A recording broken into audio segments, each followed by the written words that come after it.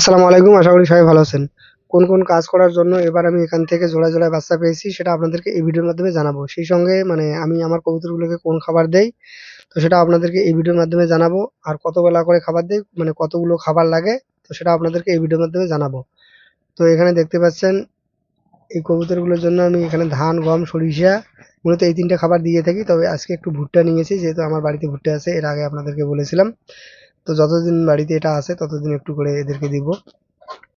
কবুতর পালনে আর কোন, কোন বিষয় আছে যেগুলো মেনে চললে কবুতর থেকে ভালো রেজাল্ট পাওয়া যায়, তো সবকিছুই আপনাদেরকে এই ভিডিওর মাধ্যমে জানাবো। ভিডিওটা আজকে যদিও বা ছোট কিন্তু খুবই গুরুত্বপূর্ণ। আশা করি যে মনোযোগ সহকারে ভিডিওটা শেষ পর্যন্ত দেখবেন। তো এখানে যে ঘরটা দেখতে পাচ্ছেন এই ঘরটা বাংলাদেশ থেকে এমডি মেহেদী ভাই নামে একজন বানিয়েছেন। আর তিনি মেসেঞ্জারের মাধ্যমে আমাকে এই ঘরটার ফটো পাঠিয়েছেন। তো মূলত তিনি নতুন করে কবুতর খামার শুরু করবেন। কোন, কোন খাবার দিবেন আর দিনে কতবার খাবার দিবেন, তো এই নিয়ে আমাকে একটা ভিডিও তৈরি করতে বলেছেন। আর সেই ভাইয়ের কথা রাখার জন্য মূলত আজকের এই ভিডিওটা আমি তৈরি করেছি। আর এখানে আমার যে বন্ধুটা এর আগে বলেছিলাম আপনাদেরকে যে একটা ঘর বানিয়েছে নতুন করে কবুতর খামার শুরু করার জন্য। যদিও বা কাজটা এখনো সম্পূর্ণ হয়নি, তবে যতটুকু হয়েছে তো আপনাদেরকে এই ভিডিওর মাধ্যমে সেটাও দেখাবো। আমার হাতে যে ডিমটা দেখতে পাচ্ছেন, তো এই ডিমটা ২-১ দিনের মধ্যে ফুটবে। তো এখানে ২ টো ডিমের মধ্যে একটা বাচ্চা অলরেডি কয়েকদিন আগে ফুটেছে আর একটা ডিম এখনো ফুটেনি। যেহেতু এই ডিমটা ভালো বা ভ্রূণ আছে, তো এই ডিমটাকে আর এক জায়গায় আমার ২ টো ডিমের মধ্যে একটা ডিম খারাপ আছে, তো সেখানে এই ডিমটাকে রাখবো। আর এখানে যতগুলো বাচ্চা আছে সবগুলো বর্তমান জোড়ায়, জোড়ায় আছে। আর ডিমগুলো আজকে আমি ক্যান্ডেলিং করেছি। সব ডিম থেকে বাচ্চা ফোটা শুরু করে দিয়েছে। আর কোথাও সিঙ্গেল বাচ্চা নেই বা সিঙ্গেল কোনো রকম খারাপ ডিম নেই। তো শুধু এবারে আমি এখান থেকে একটা ডিমেই খারাপ পেলাম। তো এর আগে আপনাদেরকে দেখিয়েছিলাম যে এখানে আমি নিয়মিত কাজ করেছি। আর যে কাজগুলো করেছি নিশ্চয়ই এর আগে আপনাদেরকে দেখিয়েছিলাম। এর আগে অনেক আমি সিঙ্গেল বাচ্চা পেয়েছিলাম যেগুলোকে জোড়া দিয়েছিলাম। আর জোড়া দেওয়ার ফলে কবুতরগুলো তাড়াতাড়ি ডিমে চলে এসেছিল। আর যেহেতু নিয়মিত কাজ করেছি, ঘরটা সবকিছু পরিষ্কার করে দিয়েছি, তো এর ফলে এখান থেকে এবারে খুব ভালো রেজাল্ট পেয়েছি। তো এখন আপনাদেরকে খাবার প্রসঙ্গে একটু জানিয়ে দিব। আমি এই কবুতরগুলোকে তো এর আগেই বললাম যে কোন, কোন খাবার দেই। মূলত এখানে আমার আছে ১২০ টা কবুতর। এই কবুতরগুলোকে আমি দিনে ২ বার খাবার দেই। সকালবেলা একবার আর মোটামুটি ২টা থেকে ৩টার মধ্যে একবার। তো এই ২ বার খাবারটা দিয়ে থাকি।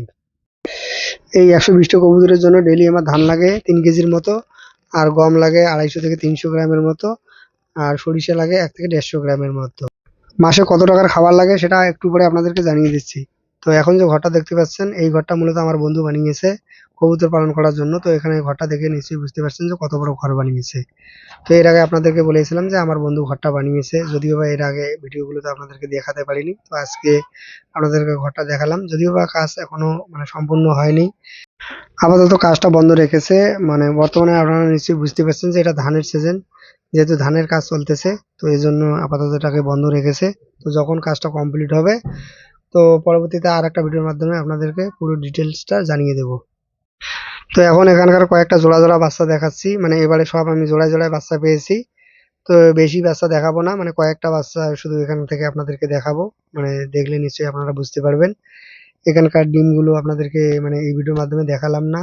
এটা এইজন্যই দেখালাম না যেহেতু ডিমগুলো থেকে বাচ্চা ফোটা শুরু করে দিয়েছে। তো অনেকক্ষণ ধরে আমি এগুলোকে চেক করেছিলাম। সবগুলো বাচ্চা ফোটার পর তো পরবর্তীতে আরেকটা ভিডিওর মাধ্যমে আপনাদেরকে সেটাও দেখিয়ে দেব। আমি যেভাবে এখানকার কাজগুলো করি আর আমার ভিডিওগুলো যদি নিয়মিত দেখেন কোন খাবার দেই কিভাবে এগুলো যত্ন করি, তাহলে আপনারা আপনাদের কবুতর থেকে ভালো রেজাল্ট পাবেন। তো মাসে কত টাকার খাবার লাগে এই কবুতরগুলোর জন্য, তো তার আগে বলছি এখানে ধান লাগে ২ মণের মতো, আর গম লাগে ১০ কেজি, আর সরিষা লাগে ৫ কেজি। তো ২ মণ ধান আমাদের এদিকে ৭০০ থেকে ৮০০ টাকা মণ। তো সেই হিসেবে ১৫০০-১৬০০ টাকা লাগে। আর গম আমাদের এদিকে ১৬০০ টাকা মণ, তো ১০ কেজি গম ৪০০ টাকা। আর সরিষা লাগে ৫ কেজি। এই ৫ কেজি সরিষার দাম ৩০০ থেকে ৩৫০ টাকা। আমাদের এদিকে সরিষা ৬০ থেকে ৭০ টাকা কেজি। তবে এই খাবারের দামটা আমাদের ডিস্ট্রিক্ট পশ্চিমবঙ্গের কুচবিহারে। আর আপনাদের এদিকে খাবারের দাম কি আছে সেটা হয়তো আমার জানা নেই। তো আপনাদের এদিকে খাবারের দামগুলো কেমন আমাকে একটু কমেন্ট করে জানিয়ে দিতে পারেন। আর যদি কবুতর সম্পর্কে কোনো কিছু জানতে চান তো আমাকে কমেন্ট করে জানাতে পারেন। আমি যতটুকু এখান থেকে জেনেছি বা শিখেছি, তো আপনাদেরকে অবশ্যই সহযোগিতা করার চেষ্টা করব।